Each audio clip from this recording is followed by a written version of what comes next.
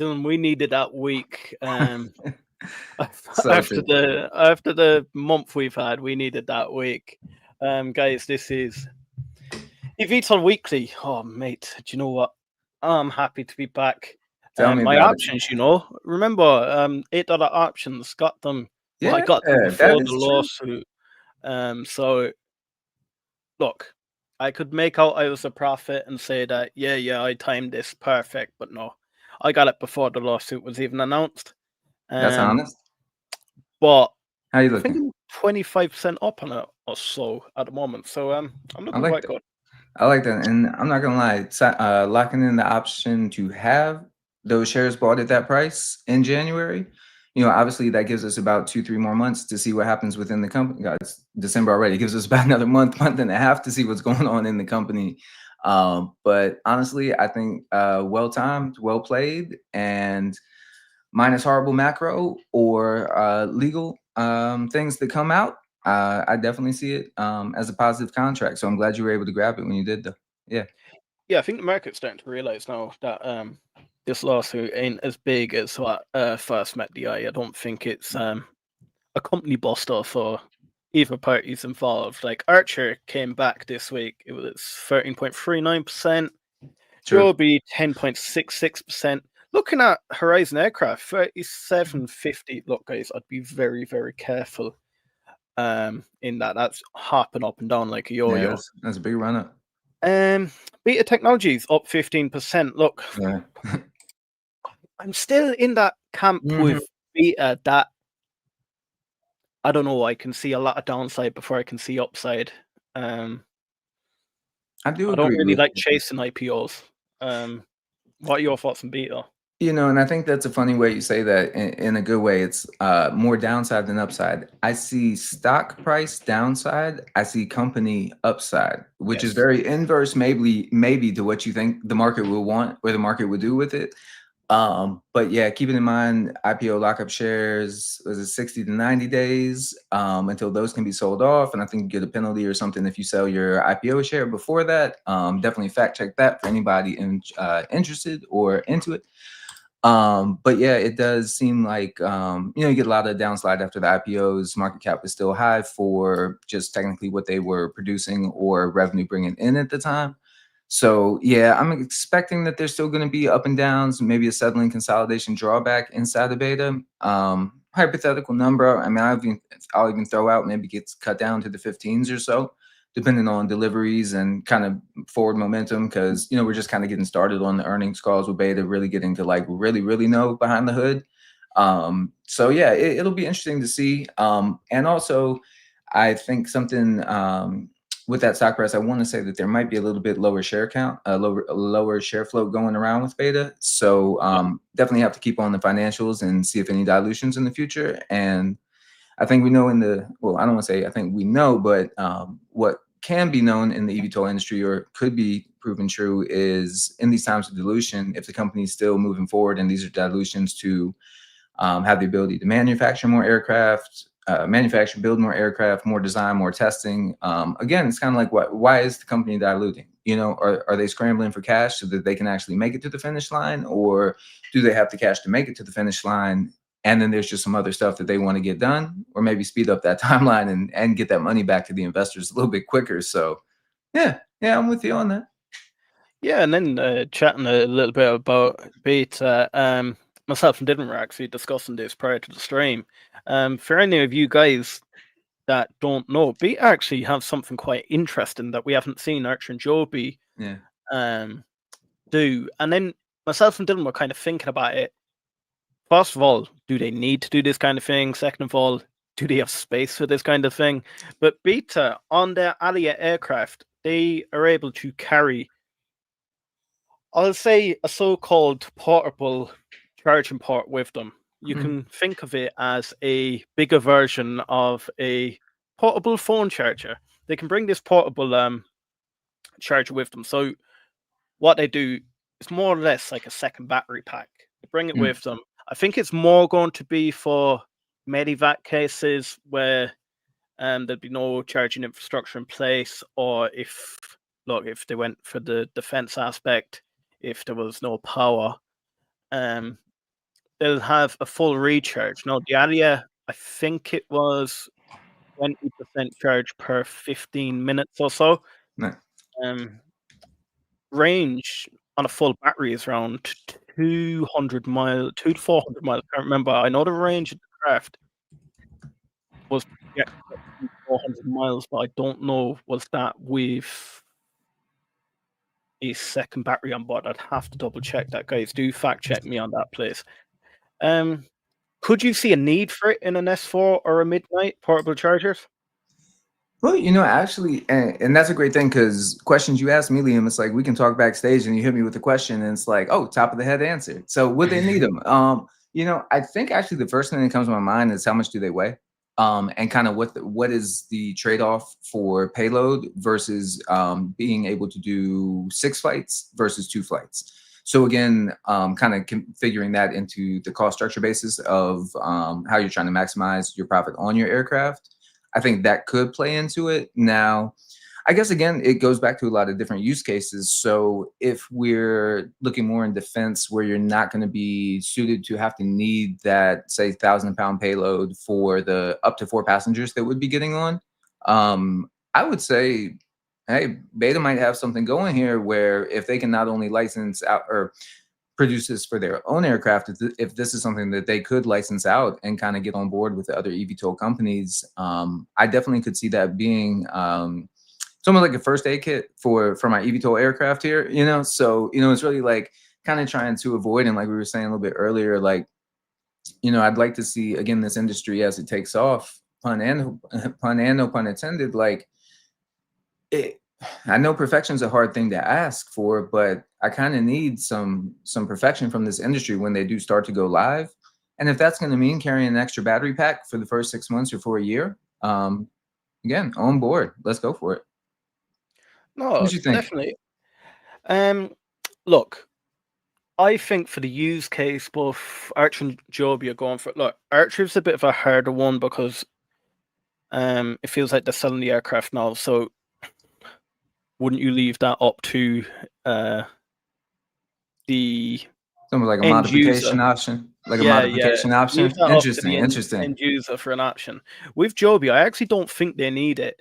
For their use case, they are going heavily into passenger transport, which I believe Archer are doing too. And they're building the vertiport infrastructure. So I don't know, is it just a waste of payload putting one of these? We've always said about the storage, the luggage on board. So putting one of these portable chargers on board, I just don't think you'll get your bang for buck out of using one of these. Fair. I like that. I like that view. And then, guys, we are going to start speaking about the lawsuit in a little bit. There's a few things I want to cover first of all, but do smash that like button while you're getting in here. It is starting to climb up.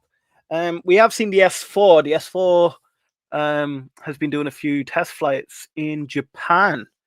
Again, feels like the S4 really is ramping up. This week, speaking about powertrain, they have been speaking an awful lot about the use of hydrogen, the use of the hybrid. They said it's going to be a stepping stone towards full electrical integration.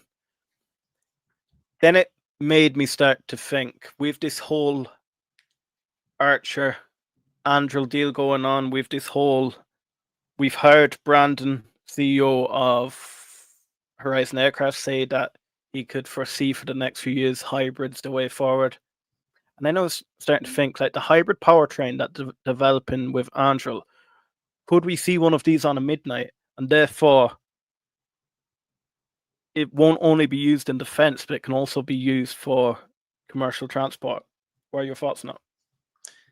I think right now, I think R&D, these different basically power sources, see the test data, see the flight miles that you can get from them, and also be a little forward looking with certain technologies that may be coming down the pipe. So, definitely maybe weighing out the difference in what 3 to 5 years forward a battery technology could produce for an aircraft, versus kind of going down a full hybrid powertrain route. But again, like you said, if you're already in that route with Anduril, so you basically already have built that system, You put the R&D, you put the dollars into it, and if that's something that's going to benefit your aircraft, I think it could be really interesting as well.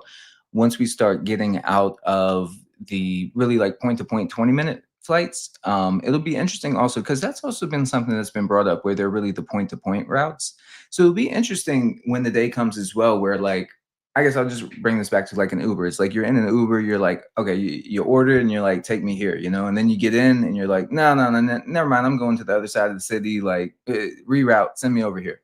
So it does bring an interesting opportunity up for when you do have civilian passengers, also on the military side. But yes, having that longer range and maybe a little bit more adaptability to what the customer wants in their flight. So maybe, again, this is stepping stones, like you say, where you're kind of starting off with the powertrains that are going to get you to point A to point B, and then continuing to elevate for range. Because I think that's really the next step in this game, is seeing who can fly the most people, the furthest, the safest, in the quickest time, relatively quicker time than another company, not really shaving off 2, 3, 4 minutes here or there, but a noticeable difference, being able to take an aircraft that will get you from A to C an hour and a half quicker than another aircraft that may have to make certain point-to-point landings to even get you to that final destination that you're looking for. So it seems like the R&D is going. I would definitely push and lean through it.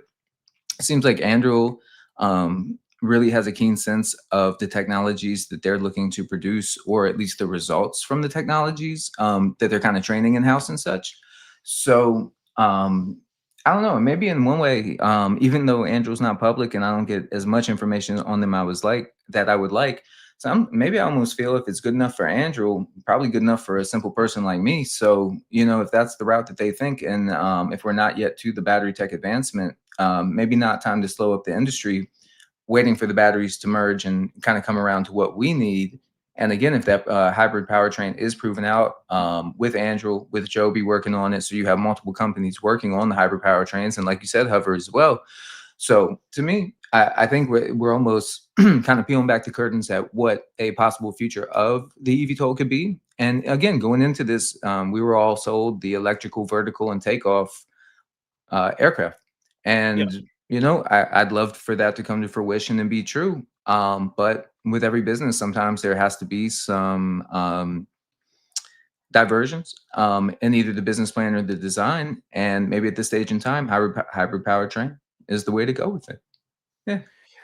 Yeah, and then look, I was gonna ask you a question there, and then when I actually thought about it, I thought, no, I'm not gonna clothesline you with that. I'm gonna say it myself, because I'm gonna get the comments popping off when I say it. But before I do it, I'm gonna give a shout out. Terry, big shout out, my guy. Season of Flying Cars, do love it. Bag of holding, do you know what? One of our favorites. BETA is ahead of Archer technology, and it didn't need to start as a spec. Okay, bag. Look, I'm not bearish on BETA whatsoever, but I sort of believe where Archer is. I think they are that little bit further ahead. Yeah, what I was gonna say, you watch the comments. Oh, they're gonna stay away from this. Okay, so I need to be careful how I say this because I do realize I'm live too. You got it. So both Andrew with Archer and Elfrey Harris with Joby are planning on defensive aircraft. So if we're going, I'm gonna do an example, a medevac. Yeah. If I had to fly as a pilot,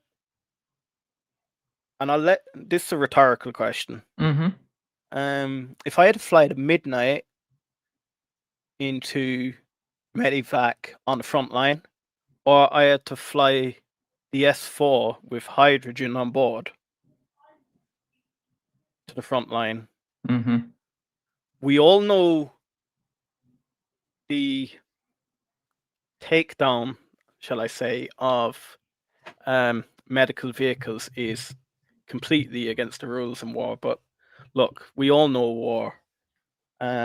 As a pilot, which would I be more confident flying in?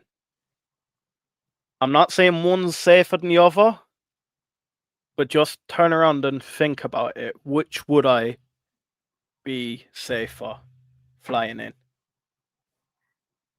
It's a fair Hybrid point. Andrel, Archer, or the hybrid L3 Harris Joby? Do let me know, guys. Great question. Then, where was I going with that? Oh yeah, so Yeah. I actually seen a video of the Omen and the Omen prototype being developed, and you know what? This thing is a lot bigger than what you Mhm. actually realize. This thing's about 20 something feet across and like Yeah. 3 meters up. This Yeah. thing is big. Yeah. Where do you think it's going with Andrel? Do you think the Omen partnership for the powertrain is going to be just a little sideline, or do you think the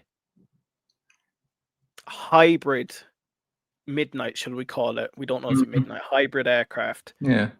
Going to be a bigger project? Because when we actually look down into it, I think we were kind of sold that Andrel were more or less guaranteed to get these partnerships or to get these contracts with the DoD, Mhm.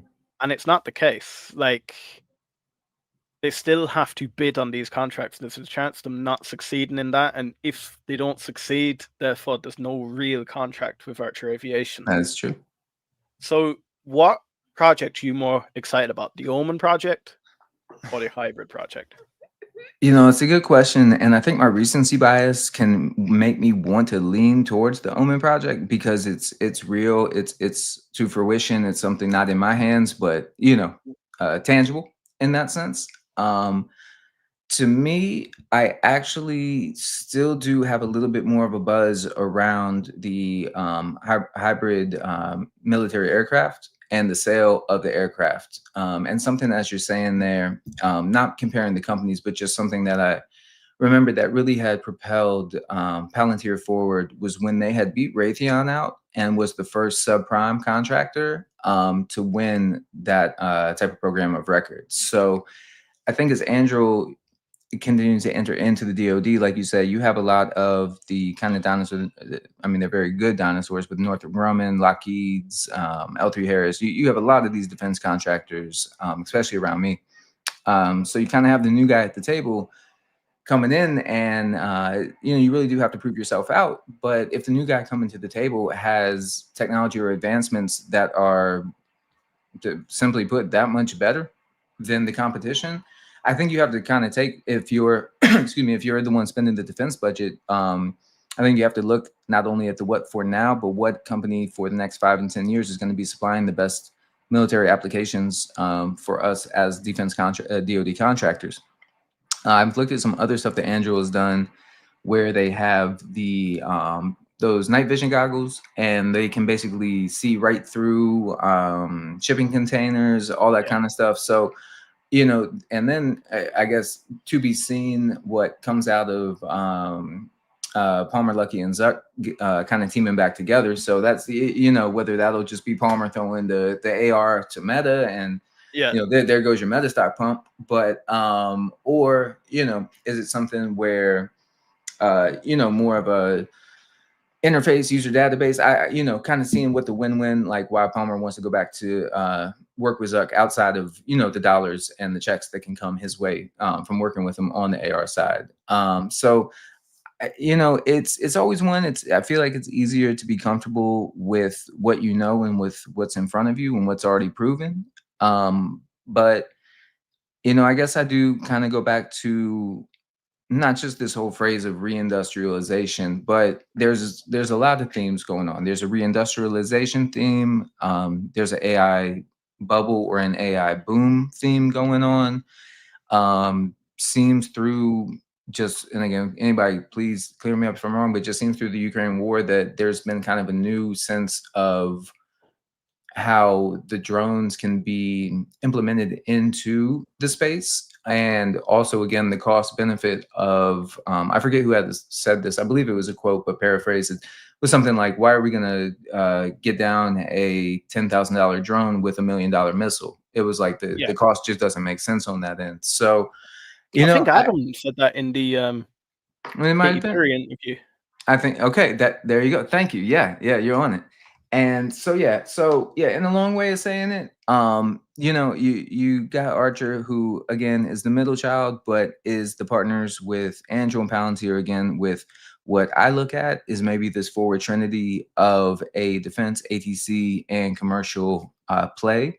When again, year and a half ago, getting into Archer, learning about Archer, it was just going to be a commercial air network, commercial air taxi network, you know, and then it started to branch off. And so when we were hearing about them, again, it was always on the quarterly calls that it would be either something in like a prepared remark that would be 1-2 sentences about Andrew.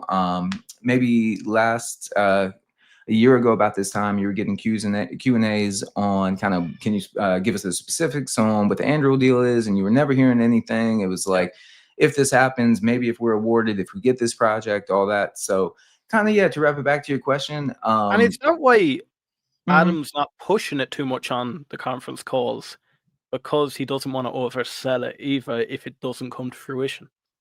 Well, you know, maybe he's been listening to the Hustle Brothers, because that's been the big knock, you know, on Archer, where it's the overselling and under delivering. So if you take the inverse side of it, where I don't go and talk about this Omen system, and maybe that's not his place at that point in time to unveil. You know, if that's Andrew's product, maybe that's something where he's there to provide, you know, his subset of technologies.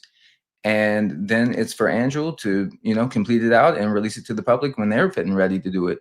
And then also to release the confirmed orders that come on that as well. So yeah, it's kind of a tricky one where it's like who gets to be like the first proud that parent, you know, that's Yeah. like, oh, we did this kind of thing. But yeah, I think again for Archer's business plan and Archer Defense, it has been sold, at least to me, as sale of an aircraft to Andrew. So just seeing something come to fruition with a project with Andrew that they've worked on for less time does just at least give me, for myself, that investor confidence that there is another project that's been had another 6 months of work with those teams working together. Yeah. And who knows, hopefully in the next 6 months to a year, we'll get a little bit more information, if not maybe a full reveal of what that aircraft looks like too. I also want to hear a little bit more about Stellantis, not gonna lie. That's gone very, Mm, very quiet, not gonna lie. I feel like ever since mm, Carlos Tavares left, yeah, um, it's kind of gone like, I don't know, kaput, hasn't it? Like you don't really it hear really much has. about it. No, it really has. And, you know, I think for me, and what I've tried to learn about it outside of the monetary investments, you know, it seemed like it was a manufacturing and labor deal, or partnership.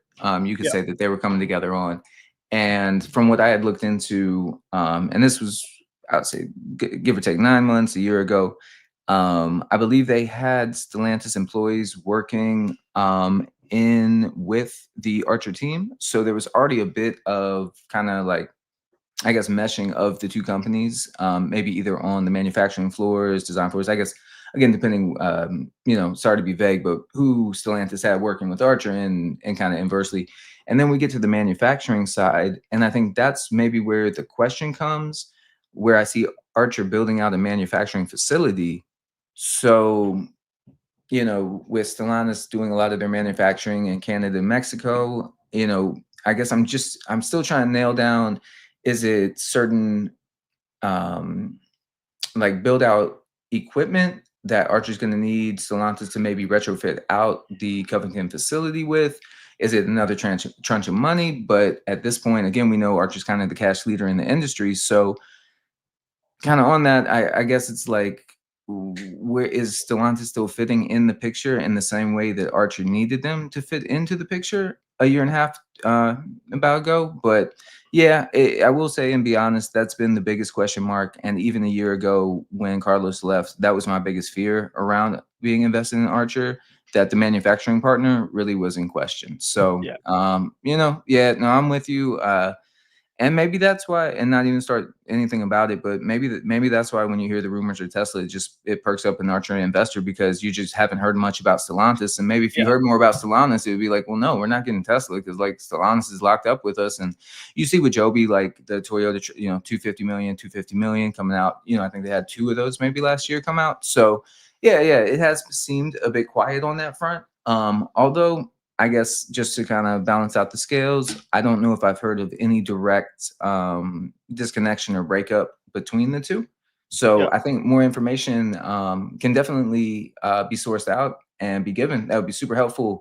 But yeah, as far as I know, I might actually dive into it this week and see if I can find anything. But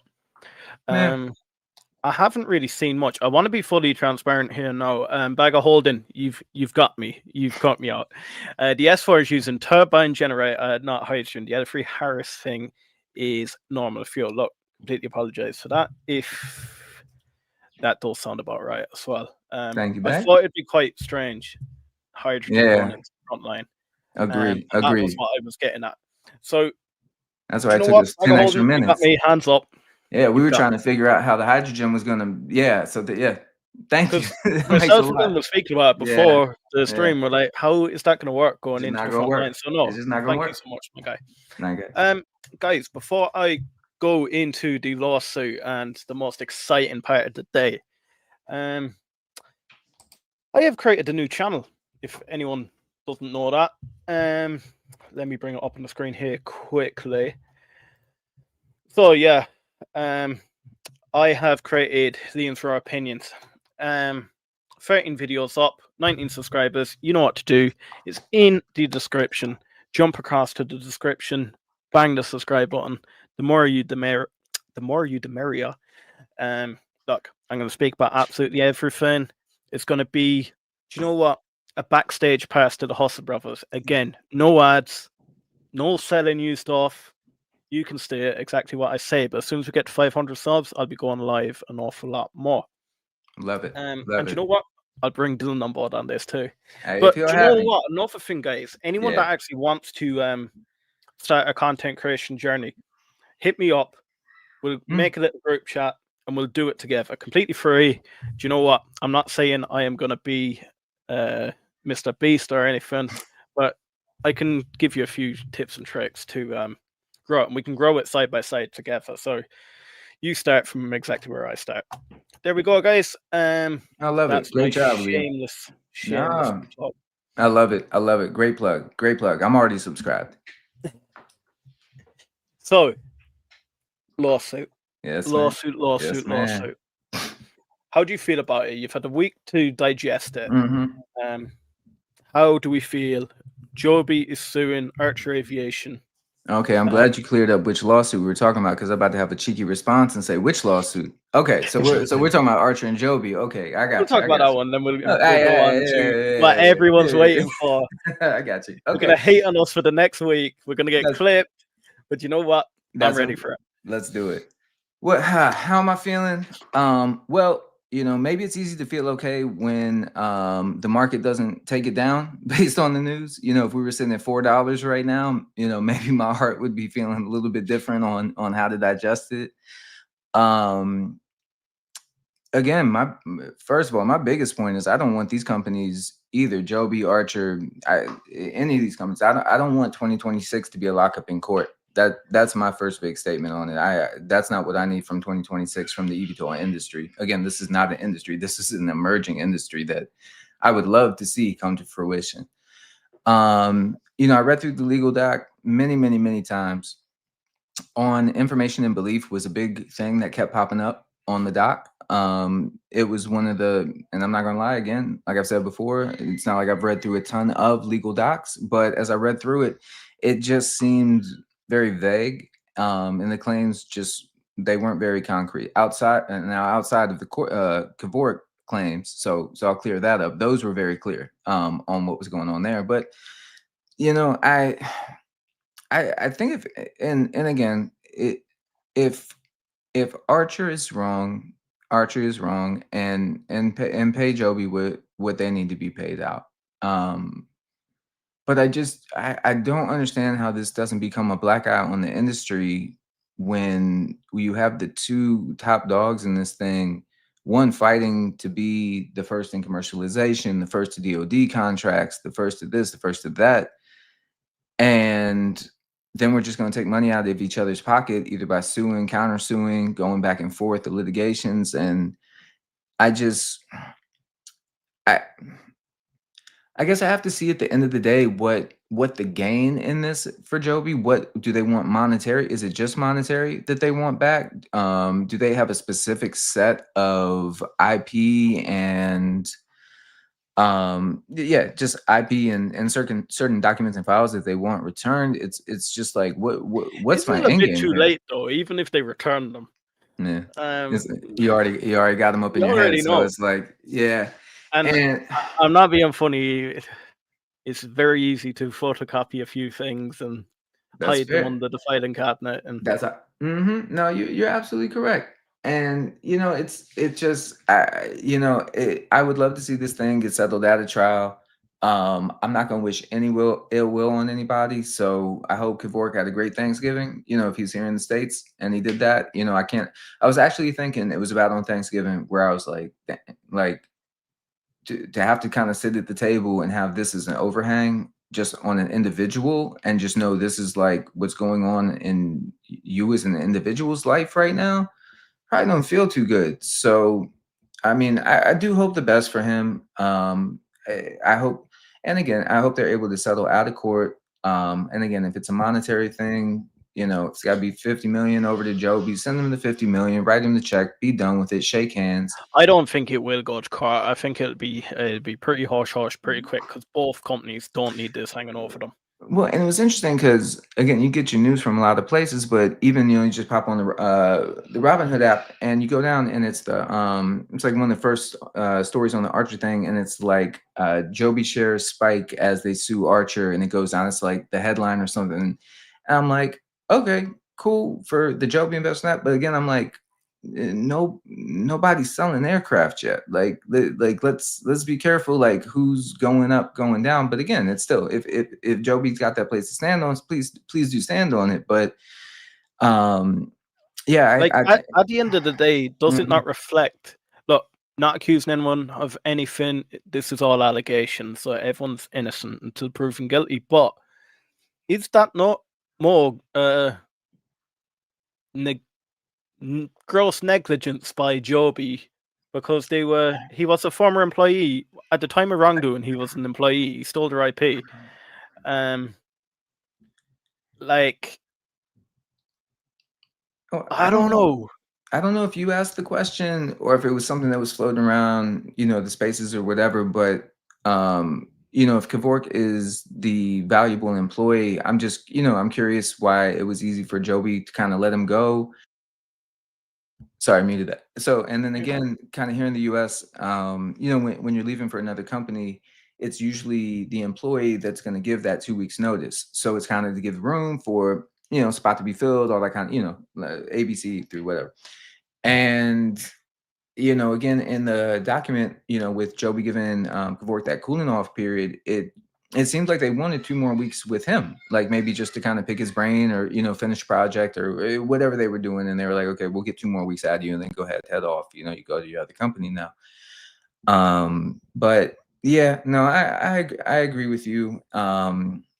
And yeah, I think it's tough. It's like and I think that something is also what it's like you sign these confidentialities and stuff, and I think it would be for an engineer. I wonder if it's a tough place to be in where you can work at a place. And actually, this is something maybe I'll say it in this way. So here in the U.S., to all of my knowledge, if you are enrolled in college and let's say you're doing a pharma project, cancer research, whatever it is, and you're a college student and you develop that on the college campus, that's all college campus IP. So that's like actually theirs, not yours. So Yeah. I mean, I just can't imagine how easy it would be for somebody who spent years and years and years building this or that. And then it's like, okay, now I got to go to another company. I'm not able to take over all this experience that I do have. I kind of have to do the Men in Black eraser to my brain to like pretend as if I don't know anything that I knew 2 weeks ago and bring it over. And then I think, again, I'm really curious if any more information on the actual developer or the developer deal will start to come out. Because again, I'm kind of trying to figure out how and where Archer got in the way of that.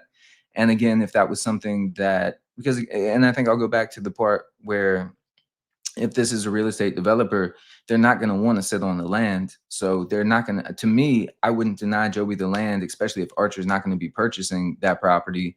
So unless there's a third bidder behind that we just don't know about, I'm just very curious of why the developer would just be wanting to kind of nix a deal that was going to put the money in their pocket anyway. So yeah.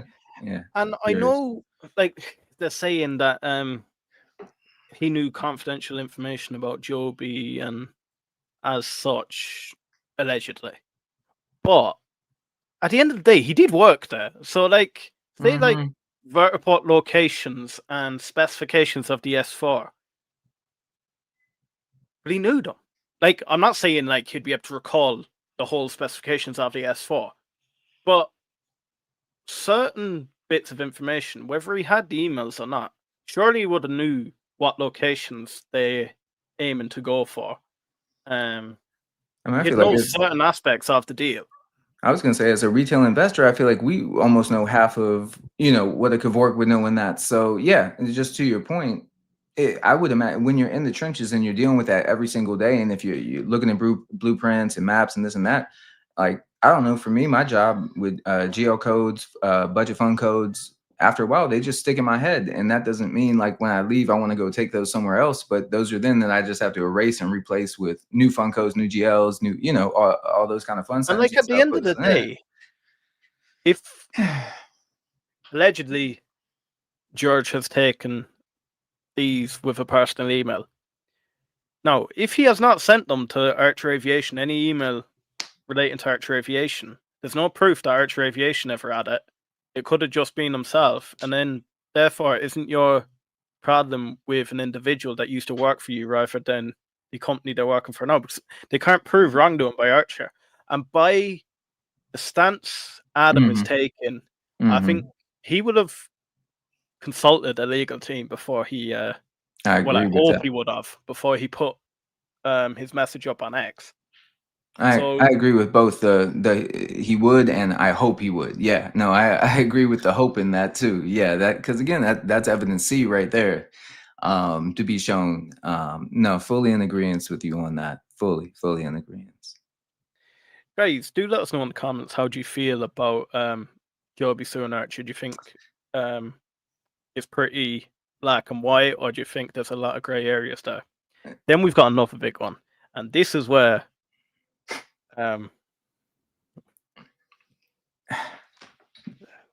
Mind blown. mind blown. Mind blown. Yeah. How did we not know about this before?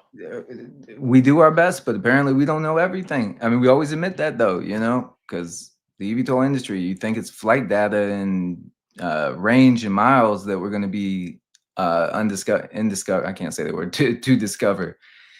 But you want to lead with it, Yeah, Liam? so Let them know what it Joby have found. been sued by a company, Aerosonic, is it? It is.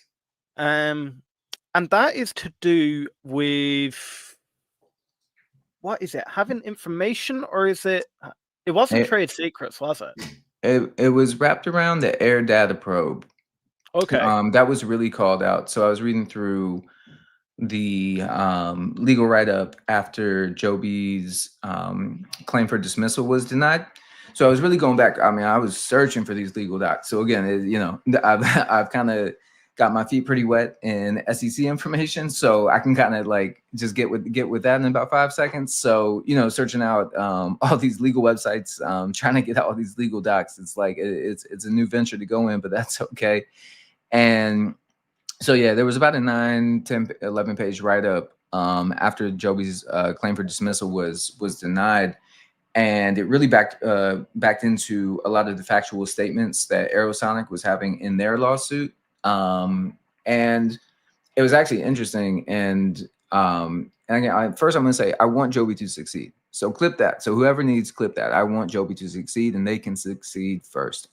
I am fine with that. That is no problem. That means we have an industry. So please, Joby, go go succeed. And so anyway, besides that, it was interesting in the legal doc I was reading, it actually had a spot that said, this is not on information and belief. And then I was like, well, wait a second. I was like, wasn't I just reading a legal doc for like a week that was just talking about on information and belief? Because again, when I go back, I'm not a lawyer, so I don't know if on information belief is like good legal jargon, vague legal jargon, or like BS legal jargon. But I was taking it as vague to BS, but I was like riding with it.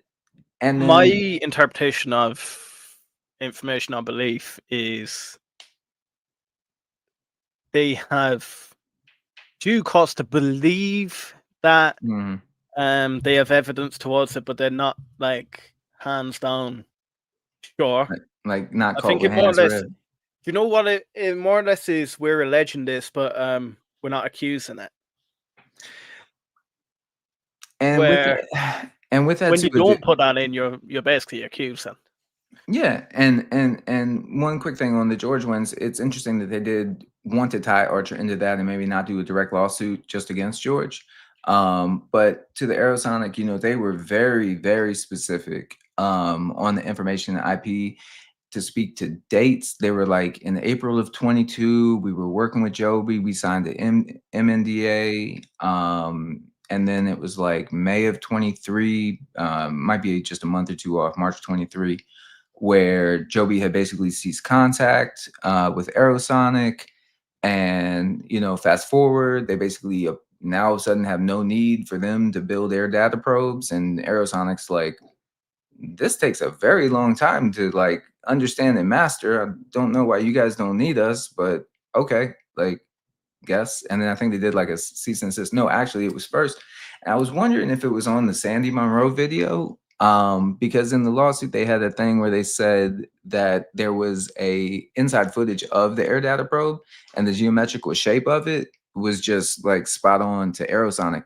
And then I looked back because I'm like, who's Aerosonic? Like, they're new to me. I haven't heard of them.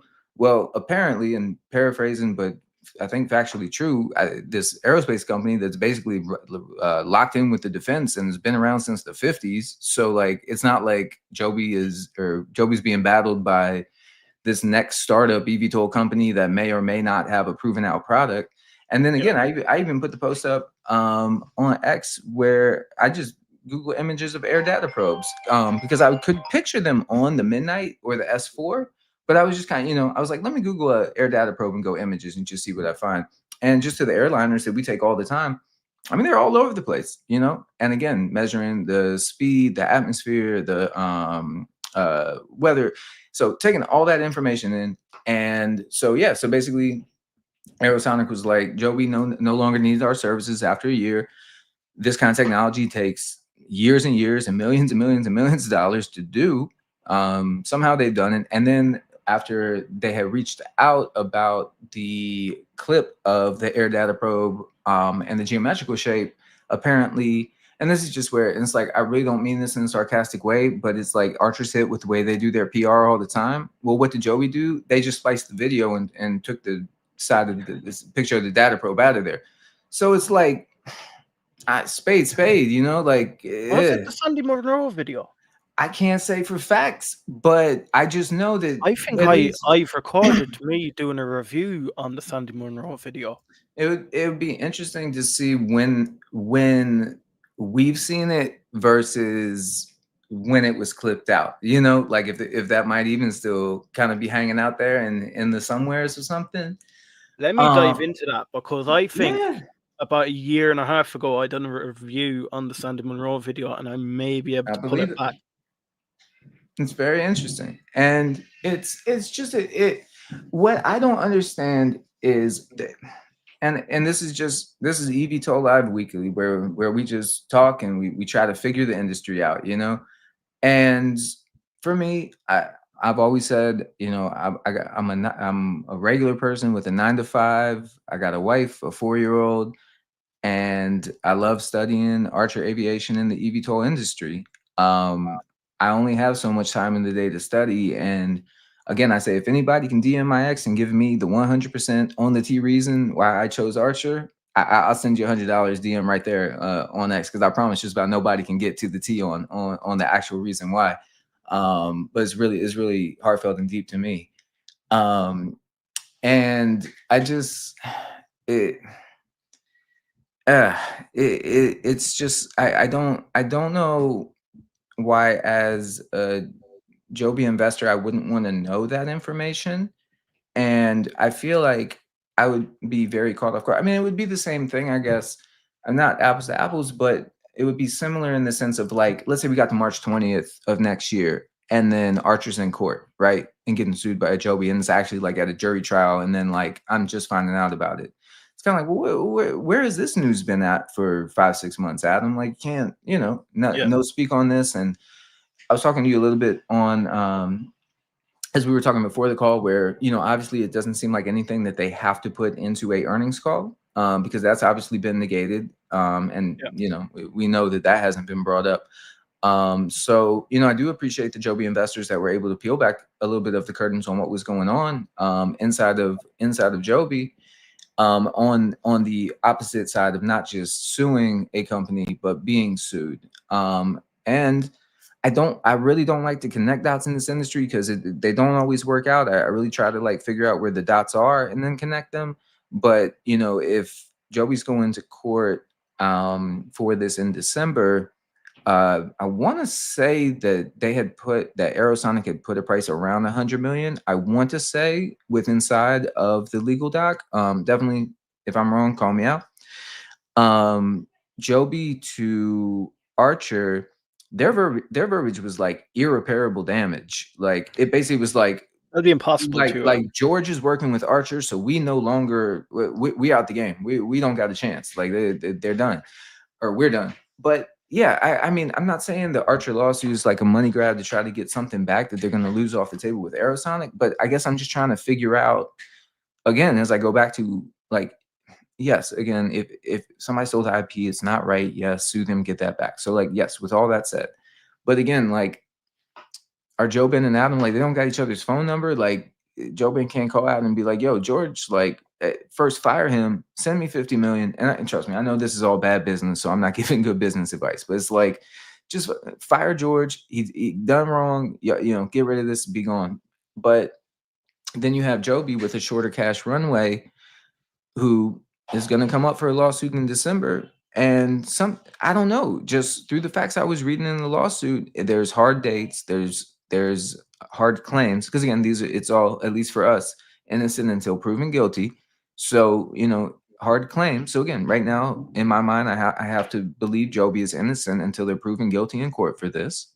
But yeah, it was definitely by surprise. And also, it's like, when I was reading that article on, like, Joby stock surges on lawsuit on Archer Aviation, and it's like Joby's up 3% and like Archer's up 2%. I'm like, okay, this is super clickbait. I don't think anybody's searching on anything, first of all. And then just to that though, I'm like scrolling, I'm like, is there like anything about a Aerosonic joke? No, nothing. But then I'm like, how? Why is it so Yeah, that's secretive? why I was confused by it. I don't Okay. know how it's being swept under the carpet. Unless we're missing something here, but I never remember covering Mm-mm. Aerosonic. So it just came out of the woodwork out of nowhere. And Mm-hmm. I don't know. The Archer Job one I think could get resolved outside of court pretty quickly. I The hope Joby so. one, do you know what? It sounds a lot more bulletproof, if anything.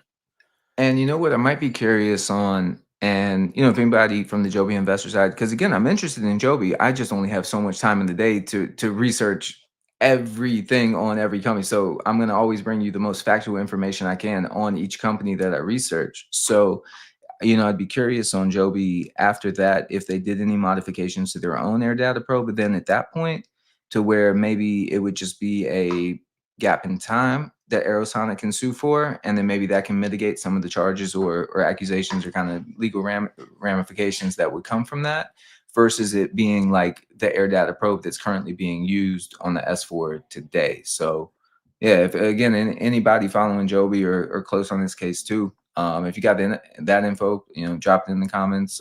Feel free to drop it in my X, and yeah, because I'm gonna have to keep digging deeper on both of the lawsuits, and really see timetables, and even for Joby, if they're guilty, I hope somehow it's easy to say swept under the rug, but it's probably not that. But I'll just say it. I hope somehow this kind of is dealt with in the most proper way for business. I guess at the end of the day, where Aerosonic can be reimbursed either both through IP or financial compensation for the accusations that may or may not be true with them on Joby. And then to have Joby get back to work, continuing to do their flight test miles, continuing to get through TIA, continuing to build out their aircraft and their manufacturing capabilities in Dayton, and get to work. Because again, this is like always, and I was joking with the Joby and Adam having each other's number, because again, I've said it where it all goes back to, again, this, and it's going to be 2 years pretty soon, but when they were all on stage together, with the WIS CEO, and it was just like, this industry is an industry. It's not like they're these one-off competitors that, like, I'm sure there was inner competition even at that time of who wanted I to be. remember it was one of your first ever streams with us, you saying, I wonder how long this will last. The two are best friends of each other. Interesting. See, and I swear it's like, if and it's probably not gonna happen. It's wishful thinking, but it's like, man, Joby somehow use out Archer's manufacturing. Archer gets something to flight test out of from Joby, and these two birds take flight on the same day, and it's like an inaugural eVTOL ribbon cutting. One's flying in New York, one's flying in California, and it's just like, here you go, world. But this is the future of urban air mobility and transportation for the civil community. Then jumping across, I know it's a fan favorite. Guys, do smash the like button before we get into this. But Horizon Aircraft up 37.5% over the week, but yet they were down 28% over the month, considering they've pushed up that 37%. Now, what has came out over the past few days to, I don't know, push this surge up? Now, they did set off massively. However, they did do a lot of PR about Horizon Aircraft targets that FIKI certificate, or FIKI certification for the aircraft. So that's flight into known icing.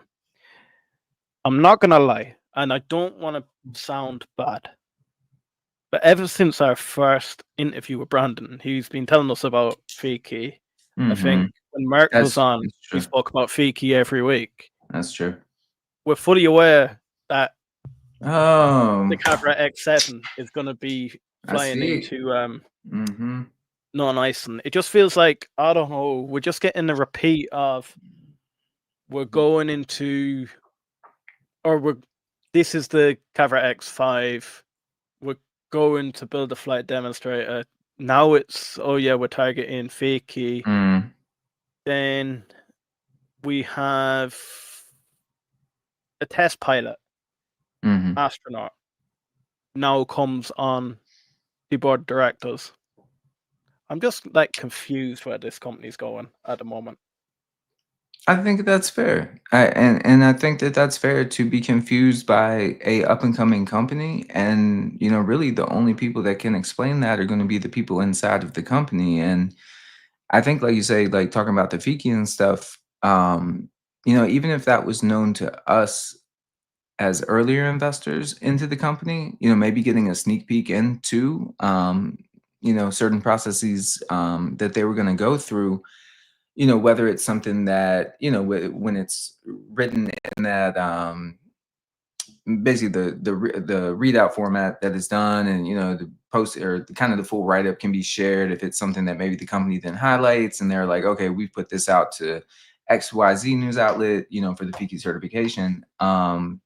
But yeah, it's for me, again, it's always been the financial runway that I've just had kind of question marks around New Horizon. And, I think the look of the aircraft is amazing. I love that.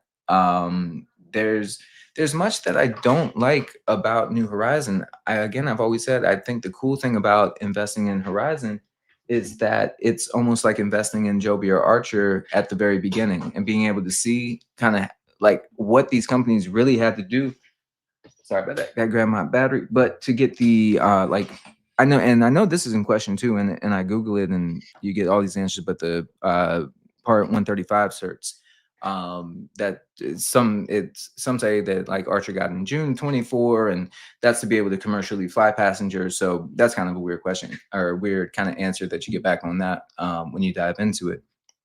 But yeah, just the demo or that one just looked quite tiny to me. And I think Yeah. again, you're looking at a company that is looking to break in. And it's interesting actually with Lilium shutting up the doors, or shutting the doors, where although Archer has gained that IP, how quick will they be able to put that into an actual aircraft, an actual use case? So actually, I mean, it's actually an interesting timeline now that I'm kind of clicking, where you have Archer, who's probably a little bit more ahead on what they could do, design, manufacture, R&D, whereas you're now bringing in that IP to your portfolio. So you might have had thoughts, ideas, drawings, demonstrations, or whatever that might be, but you kind of are now having to like really put that into the fold of your company and such, the inducted fans, where you have Hover that from day one, it's like, this is what we're doing. This is how we're moving forward. We're going to FICI certify. We're doing regional air transport,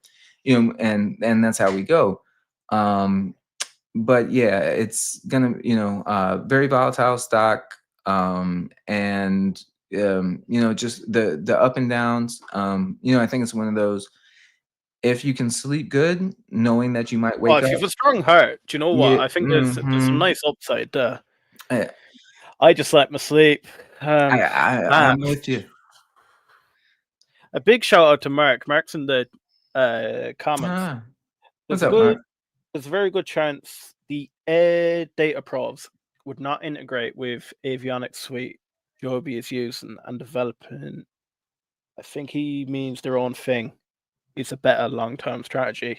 Big shout out, my guy. And Mhm. look, Mark is a big investor in Horizon Aircraft. The thing is with Horizon, the only thing that really worries me, I think it was ever since Archer got them Lilium patents, is Archer could throw 100 million at this. That's right. Yeah, And they could make something that looks very similar to the X7 with 10 times the cash available for that project alone. Using the Lilium fans rather than Horizon Aircraft ducted fans. I don't know. The more I just think about it, it's just getting tighter and tighter, that cash runway now. When we spoke to Brandon, it was 18 months, so it would have been, is it 15 months left of the runway now? Could be going yes. into 14 months for runway.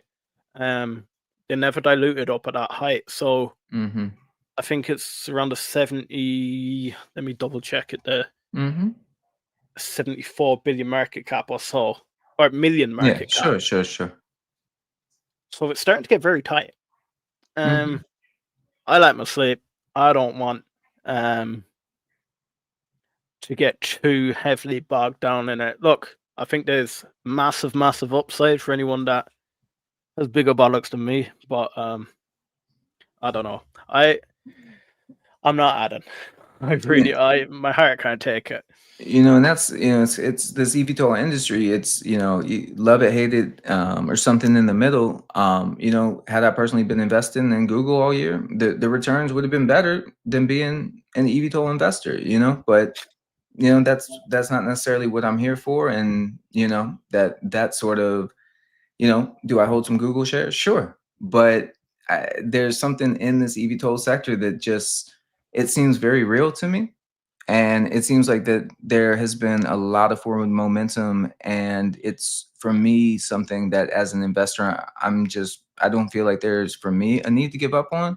I feel like there's kind of been enough proof of concept. I mean, again, it's like looking at the content that you were able to talk about on the show a year ago from now. A year ago from now, it's like not any of these things will come to fruition. You weren't having piloted flights. All the stuff that everybody was saying could not be done by either company is starting to either be done or proven to be done, or true timelines, VTOL test campaigns being set out.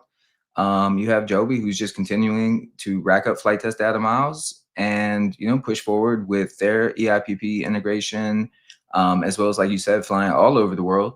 So they're Joe. It's almost like, in a way, Archer's Archer and Adam, it's like their PR seems to be more of like the TV commercial sort of PR. And then you got Joby, who's like, okay, and then we're going to take our aircraft, and we may not be running a commercial, but we're going to put an aircraft in the air vertically, and we're kind of going to show the world what this technology can look like, and find those early adopting countries who want to bring it in, and have, again, multi different reasons, being countries that want to be first to the new tech, the cleaner air solutions that the eVTOLs can offer versus the other helicopters, the multiple areas of redundancies that these helis are offering, versus the traditional helis. So it's a really interesting space to be investing in, and especially in these early times. And it's been interesting, actually, for me, that the leaders actually haven't been a bit more volatile, almost on a day in and day out basis. It's like you'll have the days where, yeah, you're getting your 5% swings up and down on your Jobies, more in Archer, and to be honest. But you will have a week, 2 weeks, and with no crazy news that's coming out, no lawsuit news, I would say we'd be right back to a consolidation phase, and possibly reaching up to a new fib line on the chart, with good news coming out. Well, what scares me is I see a lot of retail investors have seen that Bombardier are going for a defensive contract. They're anticipating that could be worth up to $1 billion. Now, they're then tying links in with Horizon Aircraft and saying that they need vertical takeoff and landing capabilities, which was never said, but they're then going that could mean a $400 million contract for Horizon Aircraft. And I'm like, guys, talk about running before you can walk. That is 5 times your market cap you're saying you may get a contract for, with a partner you're not even partnered with. There's just rumors that there's a partnership there. I'm like, I'm all up for having the banter and having, like, getting excited about Archer and Tesla and such, but I'm not investing in Archer because there's a potential. No, that's a great point, though. Not potential, like there could have been a potential partnership with Tesla. Whereas I see loads of people going around, they're more or less certain because it's made in Canada, it's going to be with Bombardier. And it's a bit like, we don't even have a flight demonstrator, and we're already anticipating 400 million contracts. It's like out of my mind. Like, it's like Joby getting a deal for 90 billion. Like, it just won't happen. I mean, I'll tell you, and I'll even give it to you on a smaller scale too, because you were really kind of going down where my mind was thinking as well. Is like and again, Archer, Joby, whoever has the MOUs, you got 100 MOUs for an aircraft. That's not money in the door. That's possibles. So. And again, the same thing on the defense side with the American-based companies. Nothing is yet. I mean, the Omen system came through, but outside of that, we don't have a program of record that's been sealed up by L3Harris, by Andrew, or anything that's directly relating to saying, yes, this X amount of aircraft are going to be sold to this defense contractor or be used by this defense contractor that are going to equate to this amount of profit, which may or may not make a company revenue positive or stay negative or bring them to profitability. So yeah, it's like I even have to pause sometimes when I think about the MOUs with Archer, and again realize that, okay, that's great that they got a $6 billion backlog. It's a backlog. There's not a ton of money coming through the door yet on them, so it's kind of on wish and dreams. So again, it's great to see United host an event at SFO for Archer. Have their staff there. Have the United plane with the Archer wrap on it. But we're not at VTOL yet. We may not be at what United wants. So again, right now there's still MOUs. And even like, again, I'll be honest on Archer, and I'll pass it back to you. Like and I think I said it last time, when they needed the 125 to buy Hawthorne, I was saying, if you got all these big companies, they got the MOUs. Again, United, Southwest. If you just kind of have a bit more of a harder sale of 5 of those 100 aircraft, so you got 95 on the MOU, 5 on like a hard sale contract. So you bring in 25 million from United, 25 million from Southwest. Maybe you get UAE to put up 25 million. Like there's 75 million of the 125 you needed for Hawthorne. So that even has to have me pause and just kind of make sure that these companies are still moving in the right direction. They're still doing not what is needed just for them as their own parent company, but also to the partner companies that they're working with, and providing them with the resources and the technologies that kind of was, again, sold to them 2 years ago when these MOUs were getting signed. And they still got to get across the finish line. And then I want to get back to why this 400 million is so silly. So Bombardier would be going for $1 billion contract. They are then going to partner with an aircraft designer to take 40% of their contracted value. So an aircraft designer that is valued at 74 million is going to eat 40% of their partnership. Why wouldn't Bombardier, whether it's made in Canada or not, why wouldn't they just partner with someone that actually has the manufacturing capabilities? Because what we got to think here, Matan came on and said it himself. This is not me just saying this. Matan came on and said it himself that Bombardier would manufacture for them. So now Bombardier doesn't only lose 40%, they also have to manufacture the aircraft for them. Right. I can't see where it's beneficial to Bombardier, really. Why wouldn't Bombardier, instead of giving Finish Horizon my sentence. Yep, go for it. million, just buy Horizon for 75? There it is.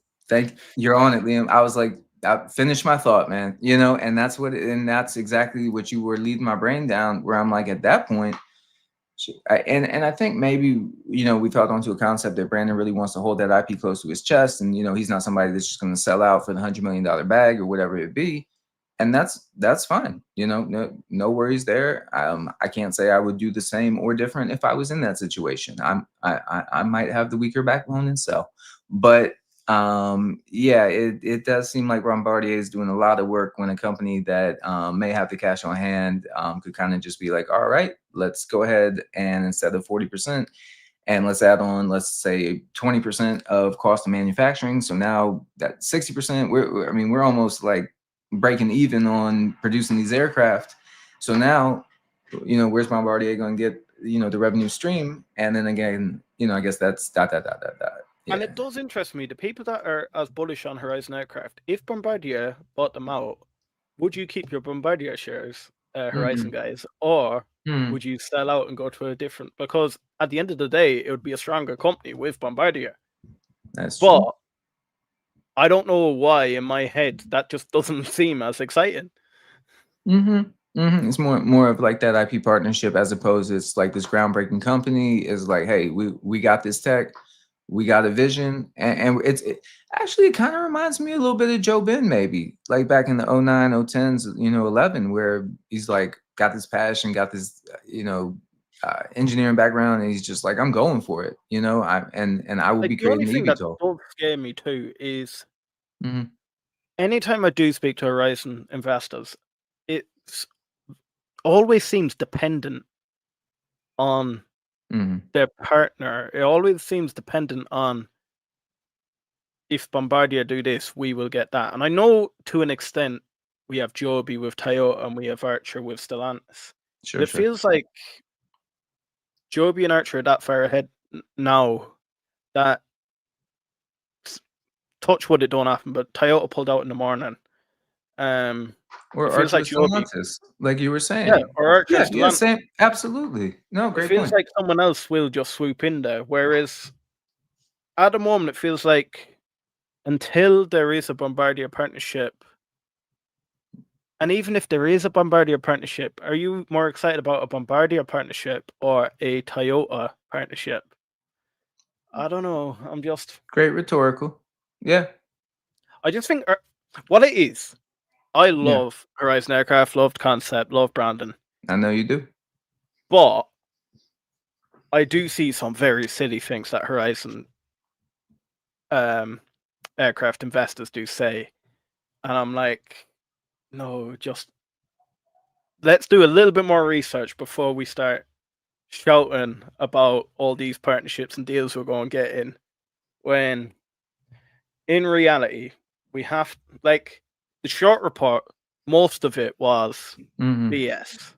However, we've seen the size of the manufacturing facility. And when you do compare that to Archer and Joby, don't ever put yourself in Archer and Joby's bracket. And then don't go saying that Bombardier are now going to manufacture. What was it? Matan said that they don't need cash and they don't need a manufacturing facility. So you don't need money, but you don't need a manufacturing facility. So basically, you're coming with an idea to Bombardier and you're expecting Bombardier to do all this for free. Like, why won't Bombardier just buy you out then? And then, if that's your goal, why aren't you just invested in Bombardier? Like, if you really think Bombardier are going to buy out Horizon Aircraft, why don't you just invest in Bombardier? Well, maybe a backwards question back to you on that. Like, I don't know how many people are invested into Archer because of a partnership with Andrew that they have. Now, again, I don't know. I don't get much into the OTC or Hives, those kind of like where you can't buy the stock on NYSE, but you can be a little bit earlier investor in the company and such like that. What do they call them? Like Part A, Part B, Part C classes. But don't take the investor knowledge from me. I'm doing my best. But yeah, it's just it's I don't know. If I lost that thought, I'll say the thing for me is, even for the Archer investor, and like you brought up earlier, even now we're talking about Stellantis. Oh, I know I was gonna say on Andrew. But basically to that point on Stellantis, we're still talking about now, like, is Stellantis in the picture? Are they not in the picture? And that's still a question mark. And then I remember, so it was to the Archer investors, it's like, do we have any Archer investors that are in Archer because of Andrew? And then if Andrew was to go public, would they dump out of Archer and then flow their way into Andrew as that direct connection into NYSE ticker? So, I guess that's kind of my rhetorical back to, do you invest in Horizon or Bombardier? If the end goal is for who, Horizon or Bombardier, to kind of have the name slapped on the side and to be putting that aircraft into mass production, and be doing the regional travel that they're going for. No, that's a very good point. And then, look, we normally have Horizon Aircraft investors lighting up. I think we've been pretty factual there. Randy has said 18 to 24 months just for the full size demo seems like forever for Horizon. So much that can go wrong in that time. There is so much that can go wrong. And look, I wish them the best. But there's so much that can go wrong after that too, because this, at the end of the day, it's a full size demo. Archer and Joby are still more or less in the demonstration phase, and we know how long that's gone on for. I think, again, everyone believes it's going to happen so much quicker, these eVTOLs 2.0, where Archer and Joby are going to get certified, and then we think Horizon's just going to go bang straight through. No, I still think it's going to be quite slow. And what are your thoughts on that? Well, and I agree with that, and I just want to kind of echo that. Everything that I've heard you say is nothing about, dump your Horizon shares, get it into Bombardier, dump your Horizon shares, get them into Joby, get them into Archer. It's just really trying to pull back as much, and I think we've tried to do this on every one of the eVTOL companies, kind of as they go through the different stages of like, what the heck is going on with this company? Kind of thing. Yeah, absolutely. And because I think the time you get stung in the stock market is when you are over hopeful. And that's the only time you can get hit by bad news. Like when the short report comes out. Well, when you believe that they're going to be bigger than Archer and Joby Aviation this quickly, and then the short report comes out and you see the facility and you see that the lady from the restaurant hasn't seen them Right, fly. right, Well, right. if you've done your research on Horizon Aircraft, of course you haven't seen them fly because That's true. they're Yeah, we going for the flight didn't need the demonstrator. lady from the restaurant. So of course it's not going to be flying. And to that, it's like when you have these short report come out, if you are confident in that company, almost have that check your box that you're like, no, I know what I'm investing in because I don't need to talk to the restaurant lady because I know that they're not flying yet. So this short report is, like you said, mostly BS in that as God through the last year or so, probably 4 to 5 minimally short reports that we've seen come out on Archer, now Horizon, and it's kind of been opening them up, reading them, debunking them, seeing what's true, seeing what's not true, and even to Archer, trust me, there's some things that have been in Archer short reports that have felt very true. I felt like the wool was kind of pulled over me when I was getting piloted flight tests. That I don't remember hearing anything on a quarterly call that this was going to be a CTOL campaign. So I was like, what are we doing here? So it took me a little while to digest it, to understand it. And even not just till about a week, 2 weeks ago, hearing Beta doing a CTOL test campaign themselves, I'm like, okay, I don't hate Beta.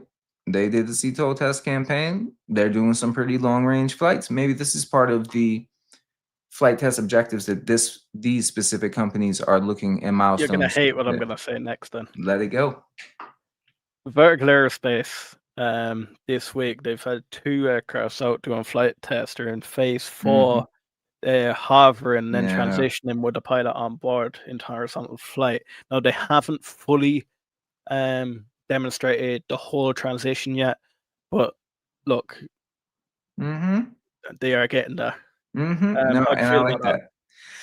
Honestly, I stand. Even though I would, as an investor into my to my shares, I would love for Archer to be first. I still stand on if any of these companies are putting 1 to 2 to 3 aircraft in the air, like applaud the industry. That's what I want. That's what I need. And Adam actually, it was on the so easy to remember her name, but I want to call her Molly, not Molly. Katy Perry, the one with the name, obviously.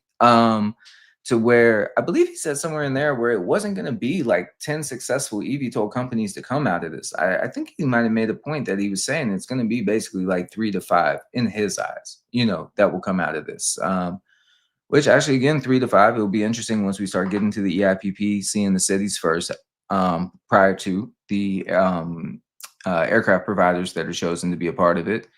But just kind of as you talk about, the 2.0, will it be mergers and acquisitions from the leading players in the industry that kind of are like, nope, we don't really want you to have a seat at the table. We'll just take your slice of the pie, buy you out, 50 million, 100 million, and then we don't have to worry about you as the competition. But not saying they would do that with Vertical, but honestly proud of them. I'm glad to see more than one in the air, and I hope that they continue to move that flight test program forward as well. Because again, all these market survey flights, again, it's going to give us a chance as a community to have real world, I don't want to say experience, basically to have these aircraft seen in the real world. This is it's not like FSD, because with FSD at least you're in the car, so the car is at least kind of, that feel is familiar. But again, not all of us take helicopters, here and there and to and from, and for every use case that might be for the civilian passenger that's being looked at. So the more eyes I think that can get seen on this, you start having the random CBS news coverage, one of these hit 60 minutes, all that kind of stuff, and you start seeing just kind of the ramp in overall industry news kick up. I say good, and good. So Vertical, keep pushing forward. Guys, 48 of you there, yeah. I could be very, very controversial now. This is really bad. Guys, in the description there, jump in, subscribe to my new channel, Themes for Our Opinion. It's the backstage of the Hustle Bros. There's a lot going on. I'm going to be dropping a lot more videos. If we get, I don't know, 2 subscribers in the next minute, I'm going to say something very, very controversial, and it's going to go with Randy's comment here. So Randy says, I think Archer must be showing promising details to their partners and new clients we aren't seeing on the eVTOL end, like United backing them recently and a new purchase order. Right, here we go, yeah? Mm-hmm. So, we have Archer, yeah, partnered with United Airlines. They have partnerships. Look, I don't have to name them out. You Mm-hmm. know them. Mm-hmm. Stellantis, yeah, Southwest, all that. Yep, you Southwest, got it. Korean Airlines. They Mm-hmm. have orders with Japan Airlines, etc. Mm-hmm. Yeah, Mm-hmm. we have Cathy Wood backing them immensely. So we're just gonna go common sense as a human being. Yeah, Okay, let's try. Okay. certain Joby investors, cough cough Travis, believe they know more and are saying that Joe, or not Joe Ben, Mm-hmm. Adam Goldstein is lying to the public, etc. So he's pulling the wool over the CEO of United Airlines, Southwest Airlines, Korean Mm-hmm. Airlines, Japan Airlines, Cathy Wood. Who else do we Mm-hmm. throw in there? The Um, DoD, the DoD. Trump, yeah, the administration. Uh, Oh yeah, the administration. He's in the White House all the time. He's pulling the wool all. He must be the smartest man going. But because my name's Travis and I talk on an mm-hmm. X platform to a load more clowns that then hype you up and believe you, you now think you are a genius and that you can call out Adam Goldstein. And then they all get upset because Adam Goldstein has blocked them. It's like, no wonder he's blocked you. Uh-huh. Because you're True calling him a that. liar every 2 seconds No with joke. no backing. No joke. So, Randy, thank you for my rant there. No way United isn't aware of the VTOL issue. They must be getting some good reassurance. I'm telling you, these guys are not stupid. They all run multi-billion-dollar companies. Yeah. They know a bullshit when they see one.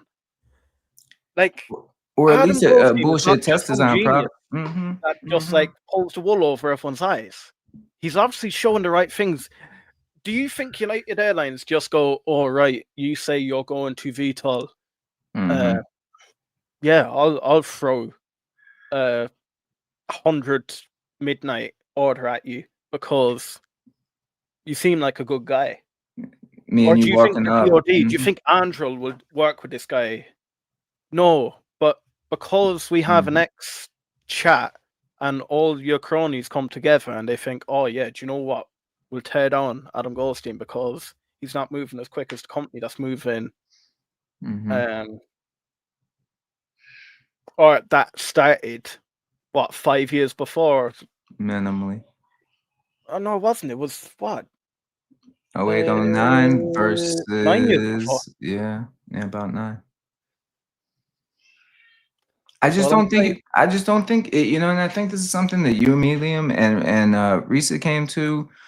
I wouldn't say months ago. It feels like almost a year, but it probably wasn't a year, probably 6 to 9 months, where we almost it's time to stop comparing these as apples to apples and apples companies. It's yes, it's VTOL, but just in the sense of expecting all of them to cross the finish line at the same time and with like mirror images of the same product of each other. Um, do I want Archer to be able to veto and show that to me already as an investor? Absolutely. So I'm not gonna like be like, oh, I'm okay just seeing CTOL and give me a year to see veto. No, I'm ready to see VTOL. Like if they want to show that to me tomorrow and yesterday, like yeah, I'm ready. That's what I've been ready for. Um, but again, I don't expect Archer to have the flight data that Joby has, just as I don't expect New Horizon to have the size and fleet of aircraft that Archer is producing right now, just based on start times alone.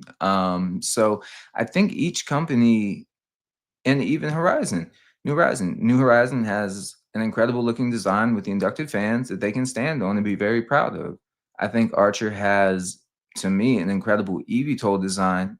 Looks amazing, looks great for civilian and military use. And the partnerships, Palantir and Andrew, that they can stand on. And then you go to Joby. I believe they crossed 50,000 flight test miles. Could be wrong. Anybody, tell me I'm wrong. Always open to that. Be proud, stand on that. Um, But at a certain point, uh, when are we done testing? You know, like we've heard in the past, kind of pencils down. You know, when are we ready to put pencils down and really get FAA in to certify these aircraft? And you know, it's like all this stuff, and you know, we've been chatting almost for an hour and a half live now. You know, 10 or 15 minutes back before, and you know, it's like again, it's like all this stuff overshadows. Um, and you know, it takes this long for us to even be able to touch on let me just click back to this page I had open because I wanted to search Joby and Archer just for the Red Sea Global and the helicopter company, the announcements that came out. Yeah. So I'm just going to read this really quick for Joby. Joby Aviation is partnering with Red Sea Global and the helicopter company. Sorry, I'm stuttering right now. The helicopter company to develop and test its electric air taxis in Saudi Arabia.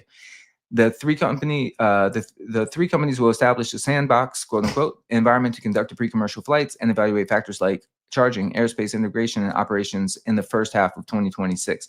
So, and I'm going to stop there for Joby. So, and this is just an AI overview. So I'm not telling you I've done that. This is that what I'm stating on this sentence is deep research.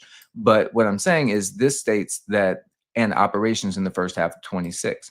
Now, when I hop over and I asked to be told about the Archer Aviation and with TAC, the helicopter company, and RSG, Red Sea Global, it is basically a mirror image of what the Joby bio says, but it doesn't speak about first half of the year in 26. So to me, a few things in this. This goes one in line with where Joby is at in their build and their testing, where I think we have seemed to known that they're relatively 6 months ahead. I will throw this in there. I know that their shareholder letter test chart is, you know, easier to read, I'll say for me, Oh yes. but I need I can't wait for the day that I grasp that whole flow chart of Archer. You know, and I'm not saying I haven't looked at it, and I'm not trying to say I haven't dissected it, but I'm still trying to figure it out. We And can and be grasping the old quarter. They need to I just change it up a bit. you know, and you know, it's so. But on the flip side, it's interesting to see through the flow chart what may or may not specifically be to a certain point in test phase. But to the TAC and Red Sea Global, again at the Dubai Air Show, these were the announcements that were being made. You know, you can, and then again, if we bump this back to X, if you go on the Archer side, it's, you know, being touted by Archer, and if you go to the Joby side, it's being touted by Joby, and same to the JetX. Both of these companies are partners with JetX. So again, maybe a plea I have for the investors: maybe we don't look at this as a battle in two companies that don't have, like, yes, through Blade, Joby did have revenue through the door, the 22.6 million. So I'm not saying that no revenue has been brought through the door, because that would be proven wrong. But you know, maybe it's not so much about realizing what these people don't have in sync, but maybe realizing that some of these things that these individual companies do have in sync. And if JetX is seeing something in Joby 9 months ago, estimating time, 9 months ago, and then they see something in Archer 3 months ago, well, that might be almost lining up with where we're at in the build for each company. So For for New public Horizon, adoption, yeah. like for Mm-hmm. public adoption, we need Mm-hmm. multiple companies to succeed, because you I don't want to agree. be a one-man band trying to pump out all these aircraft, and in 10 years' time, some people still have never seen one of these. You want it where, Mm-hmm. like, we're scaling all over the place. And like Absolutely. anyone that disagrees with us, like, we've welcomed people on left, right, and center Mm-hmm. to come and like share your thoughts. We're not going to tear you down. We'll only tear you down if you start getting uppity, like some people do on X. I've offered many of them to come on. I've offered Mm-hmm. your good friend TB Travis to come on. I Absolutely. can show you the messages there where he agrees to come on, and then when it comes down to it, don't show up. Mm-hmm. Um, we've had people say that we've never given them the opportunity to come on. How many times Mm-hmm. have we had an open forum here where anyone can just, we leave it open. I could have people abuse me left, right, and center Mm-hmm. because they could just walk into the chat.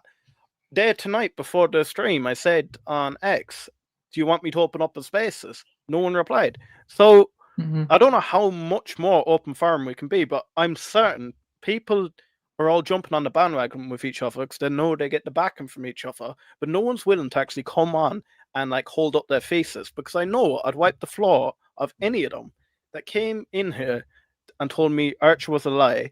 And I know I'd actually have a stronger bull case for Joby than they have that is more realistic. That But sounds. they're not willing to come on because in their minds, they think I'm so anti-Joby. I can actually, I reckon I could school them on Joby. I And that's believe, not being yeah, cocky. and I double that sentiment, because I know just from following and watching your channel, before kind of coming on the eVTOL weeklies, the first way I got on here was the same way that you put it out there, was just, hey, does anybody want to jump on? And I took that nervous jump and was like, okay, I've been researching Archer for a little bit. Let me try. And of course, y'all gonna beat me down if I'm wrong, and we kind of kept communicating behind the scenes, and eventually kind of brought this project together, with you, me, and Reese together. But it's like it's interesting. It's like, as much as I was watching your content, even before like joining the channel, it's like I go back and it's like the Rocket Lab videos you were making and the timing of those, spot on. Like, Ben should have been following you on that play. Joby pumping out content all the time, so no, just to that point, and like you said before, sometimes it can seem like maybe we lean more into speaking on Archer, but I think sometimes it's based on, we want to talk about the relevant news and what is out there in the industry. And as much as Joby can give us, we will absolutely report in, and yeah, and kick it back to Liam on, this guy knows his aircrafts and in his eVTOL networks, and we absolutely open the forum to have anybody that wants to have a healthy debate, on either side of the companies, and keep it respectful. And yeah, we're always happy to have that. No, thank you so much for that. That's my rant over for the day. Bagger Holden says, when is an eVTOL going to prove they can make a craft that can do what taxi needs to do? Do I even need to One answer that, day, Bag? Do you one know what? day. Do you know what, Bag? Yeah, you got me earlier on, but nah, mate. Just come on now. Come on. You've been here long enough. You know that question is just out of bounds, isn't it? Archer's latest aircraft is going to be the VTOL craft, I believe. I believe it's already built and powered on, right, Dylan? So with that, no, and Randy, much love to you. You're awesome, dude. What I'll say to that is the ADBS signals, have been popped off, which have been linked to 704AX directly. I did crowdsource it a little bit to see if that ADBS signal did have to come off of like a fully conformed aircraft that was going to be going into the sky. Some of those can actually be transferred, so that doesn't mean that it necessarily was like locked on, but they did have the connection to N74AX, with the ADBS signal. So I think that points in all good directions.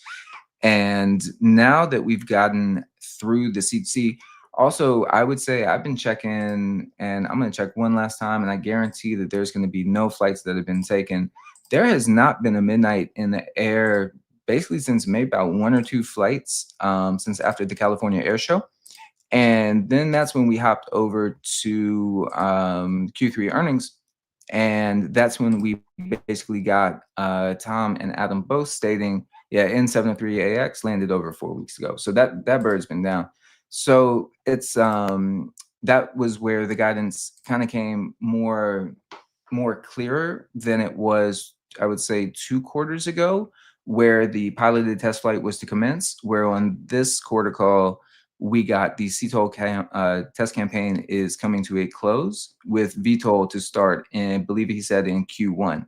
So I think for right now, I'm keeping a close eye on the company. I don't know if I'm expecting to wake up tomorrow, kind of air quotes, tomorrow, and see the VTOL right away. But I will be looking very closely to any signs that are pointing to it not happening. Everything in me says that, they have the capacity, capability. They have the capability to VTOL. and that tech will be proven out on 704AX. So yeah, I definitely agree with that, Randy. And I'm just going to take a shot in the dark and say maybe January to mid-January would be something that I would see maybe in the timeline for a VTOL. And I could be completely off on that. But yeah, that's kind of what I see on the VTOL. And actually, just to loop back around, because one, it's interesting with the push and pull Could we from. see it around the Q1 earnings call I'm wondering, right? Yeah, as an maybe. announcement? And I would say if it wasn't already in air, maybe getting a confirmed date, something a little bit more specific than we got for the CTOL test campaign. With that just being like days away, and then that took like a week, and then it ended up being CTOL, and then it just kind of kept letting the air out of the sail on that. But another piece of the THC and Red Sea Global was that they are basically testing out that quote unquote sandbox, because I don't know if you've seen, but again, I have to go on the Joby videos because those are the ones that are being piloted in Dubai.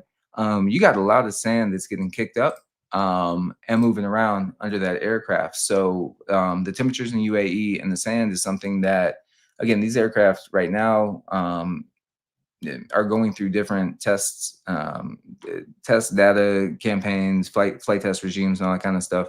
But they are going to have an aircraft that is capable of sitting on a tarmac in UAE, and also having that same aircraft that's capable of sitting on a tarmac in California, and then eventually one day in a icy day in New York, or a freezing cold day in New York, if it doesn't get the FICI certification.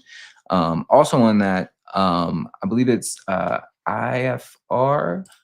Beta had mentioned that they are the only company that has actually gone through IFR testing. And I believe that testing definition, because that's going to be the medical IFR involves right. So if it's not, it might be IBR, but my point is they're the ones that have gone through the lightning test. So they kind of tout them as well as the only company that's been able to go either through a certification process or be certified for those random lightning strikes as well. So, I mean, that's a whole nother piece on the S4 and the Midnight, to my knowledge, that, a little bit needs to be known more about or get through those test campaigns as well. So there's still a lot to be proven out.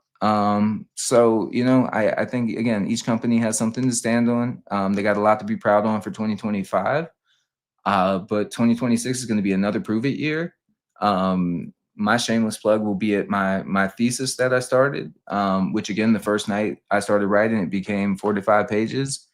And I got back into it, so I'm at about 42 pages. So I don't know if I can quite call it a thesis anymore on Archer and the eVTOL industry. But yeah, it's one of the last things I had wrote in there, and it's kind of like you said on the quarterly earnings call. Whether it's a quarterly earnings call or an air show, it seems to be the most important one in the industry. So when we were at California International Air Show, that was a big one for the industry. It was in Archer's backyard. There was talk of them showing up, and then the rumbles of possible VTOL. They see toll there, to a little disappointment of some. And you got Joby comes in, vertical takeoff land, and also doing some aerial maneuvers as well. And so, yeah, I think it's been an incredible year for the actual basically proving out the technology for each company and what they can prove out at this point in time for 2025. And I think 2026 is let's get back to work. And for each of the companies, I think Joby, again, more in the scale of manufacturing and figuring out how to have enough aircraft, and to Archer, proving out the VTOL, even if they have the capabilities. 2026, we still need to see it, so let's prove that out. And also, just keep a close ear from any of your companies that you're following. And because, again, even for Archer, there was a interview that Nikhil had done at the Dubai Air Show, and he was speaking on the LA Olympics. And we've kind of thought of this as being like a mass showcase, like a mass rollout showcase.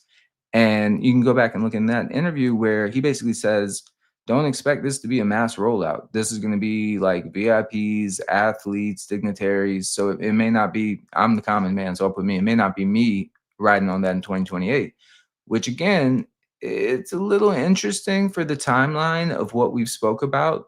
I'm sorry, what the companies have spoke about for ramping up the manufacturing.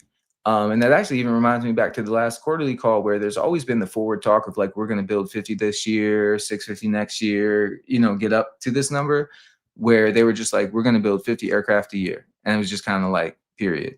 And then I rewound. I'm just like, and so again, I think, we're still at that prove it case. And with Red Sea Global and THC taking on the sandbox testing for UAE, I think that's going to be critical flight tests that take place to be able to determine if these aircraft are going to perform well in the heat and all that sand debris that kicks up as well. Ladies and gentlemen, that is Dylan Rogers. That is why we have you here. Beautiful.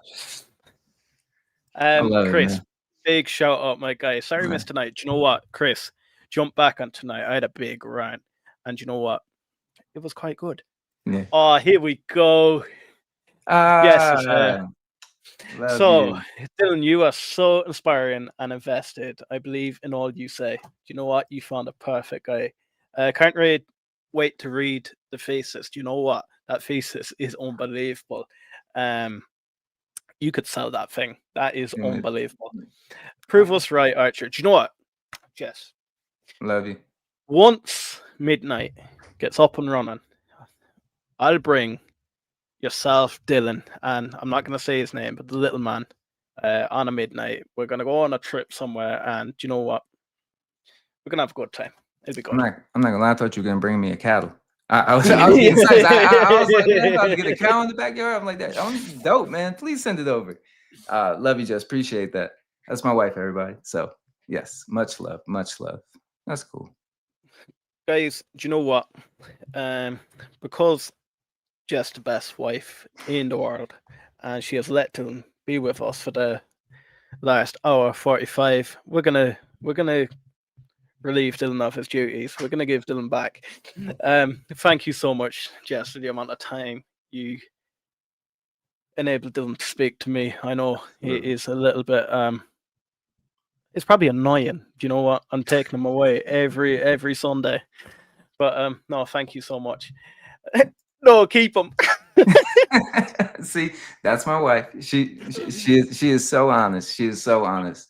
But she loves it, man, and much credit and I much appreciate her giving me the time and giving me the energy to be able to get in here and talk with you, Liam, and the community. And it makes me smile and blush just like to think that my wife would actually tune into this, as it's something that I've always told you, Liam, is like, man, you can't find anybody to talk about this stuff with. So it just makes my heart happy that, like I've always said, it's really not a person, like a personal like venture that I'm going on with this. It's really trying to just be better for the family and set up any opportunities, that I can through the family. And, I think we all work hard in our 9-to-5s, and we all hope that we can, see the maturation and fruition of, the dreams that we have and the lives that we all want to live come true. Being able to invest in equity markets, maybe give us an extra opportunity to propel us into a life or an opportunity for our loved ones that we either may not have or may be able to come a little bit quicker and be able to enjoy it before I get too old. So Liam's got a few more years in a good way before he gets up in my age. We're gonna get this before you get turn 50. We're gonna get this. And so I lean on the backs of Joby, Adam Goldstein, Brandon. I'm calling all you out. My wife's watching the stream. It's time to get to 2026 and get to work and, get the EIPP, let's see some fruition. And I really hope by summer of 26, we have honestly, just new and amazing things to talk about with Archer eVTOL, talking about different type of sales that Joby may be lining up for, actual aircraft flying in Dubai, possibly from Joby, like the vertiport build out structures. Let alone a week. 3 to 6 months in this industry. It's really amazing of what can happen and what may happen. Just don't depend on them lawsuits. My God, we don't want to see any more of them. Yeah, that's right. Cut them. Cut them. Get them done. Liam, you're so funny. Thank you so much. Vas, thanks, Sean. Guys, do you know what? Before we leave, do you know what? On the way out, I need you to do something. Do jump across to my second channel. Do smash the subscribe button there. I think, what are we on at the moment? 20 subs, yeah. Nice. Do smash that. On the way out, we will be doing more videos. I'm going to bring Dylan on this journey too. Dylan, Right. we're going to get you creating your own YouTube channel. We're going to grow it together. My raw thoughts, they're gonna be, how do I parent a 4-year-old and keep being the best husband I can be. So I'll crowdsource it and feel free to send me the advice for anybody who's got it. I'm always open to it. So bring me on. You know I'm with you. I love it. Do you know what? My name's Liam. This is Dylan. Two of the Hustle Brothers. Do smash that like button on the way out. And you know what? Until probably tomorrow. I'll see you then. See you then.